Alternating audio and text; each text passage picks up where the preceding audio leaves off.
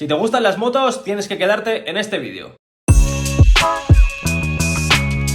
En el vídeo de hoy voy a dibujar una moto que es espectacular y antes de ponerme manos a la obra os voy a enseñar dos motos que ya tenía hechas, que por cierto tenéis el vídeo completo en mi canal. Por si todavía no los habéis visto, bueno, pues te recomiendo que os suscribáis lo primero de todo y que deis un vistazo por mi canal, que tengo bastantes vídeos de dibujando coches y motos. Pero lo primero que tenéis que hacer es estar suscritos, porque si no, muchos vídeos los subo y no los veis, os los perdéis. Y de verdad, suscribiros no cuesta absolutamente nada. Antes de ponerme manos a la obra con el nuevo dibujo, os voy a enseñar dos, como ya os he comentado, más en detalle, que bueno, estos dibujos son unas copias porque los originales los tienen los dueños, y si me hago copias, eso significa que el resultado del dibujo ha quedado espectacular, así que os las enseño. Esta de aquí es una Yamaha R1 que quedó muy pero que muy guapa en este color azul, con semejantes brillos y la fibra de carbono.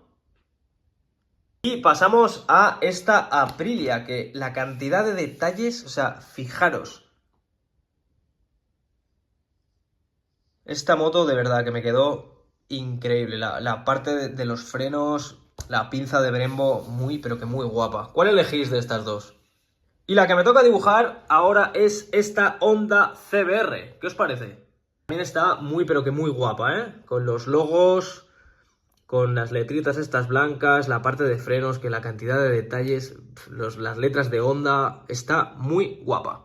Así que nada, artistas, cogemos rotuladores y nos ponemos manos a la obra porque el resultado va a quedar brutal. ¡Empezamos!